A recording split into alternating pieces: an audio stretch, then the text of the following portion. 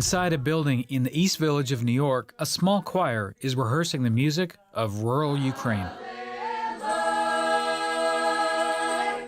I think a lot of people come here, it's their solace. We come here from all walks of life, all ages. Sometimes we just don't want to be there, but we know when we get there, everything's just going to melt, and you feel so much better after the rehearsal. You really do.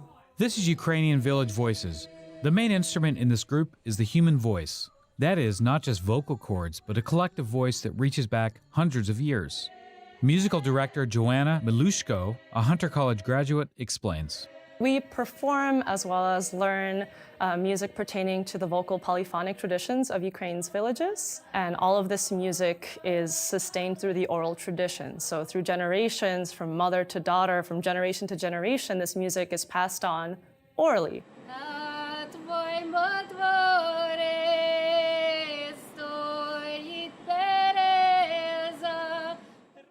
Village music from Ukraine hails from the 19th century or even earlier, but owing to the emotional power that emanates from these songs in 2023, it is not just Ukrainians or Ukrainian Americans who participate. Eastern European folk music really moves me, has historically moved me quite a bit. So like getting to, instead of just listening to it, spectating it for a long time, getting to become a practitioner of it in a more involved way, really kind of was a tremendous bounty in my life. James Cogan has sung for a few years with the choir. It's cool that the choir is born out of this orientation toward like authenticity, toward doing like field work and taking things from the source and stuff like that. And increasingly it's like, you know, over the years that I've been in it, you know, a lot of people come and give workshops, bringing people who are in, you know, just like heritage groups or just like on the ground, kind of singing that music back in Ukraine. The group performs all over the city, outdoors at Lincoln Center, at Bryant Park, the Harvard Club, and this year, again, at the Brooklyn Folk Festival.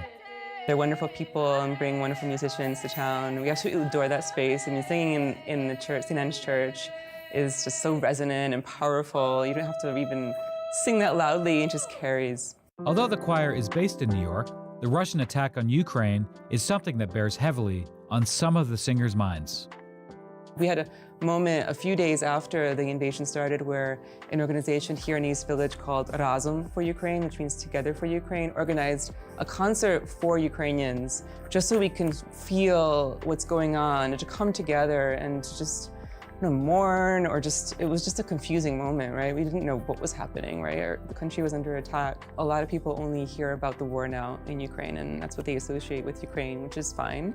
But it's also our role to say, hey, Ukraine has this amazing tradition as well. It's enjoyable, it's diverse, and so they can connect with Ukraine on a different level. Obviously, this last year, the most memorable event has been a very terrible one, and so it precipitated a lot of performance opportunities. I wish we could have had these opportunities without that tragic backdrop. All of us have been very grateful for having the opportunity to not only help in some way, but also platform songs from the villages. These are often voices that are neglected. In 2018, some of the singers traveled to rural areas of Ukraine.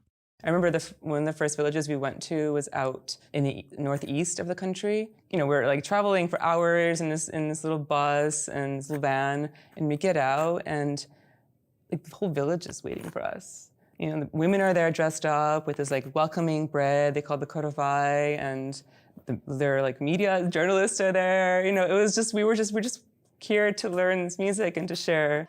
Going back to the land that birthed these songs only strengthened the choir's love of the music and performance. And the Ukrainian Village Voices will continue creating cultural bridges, community, and connection. This is already referred to as a tradition that is sort of dying out. I feel like the last 10, 20 years, a lot of scholars have been catalyzed to preserve the singing traditions of Ukraine.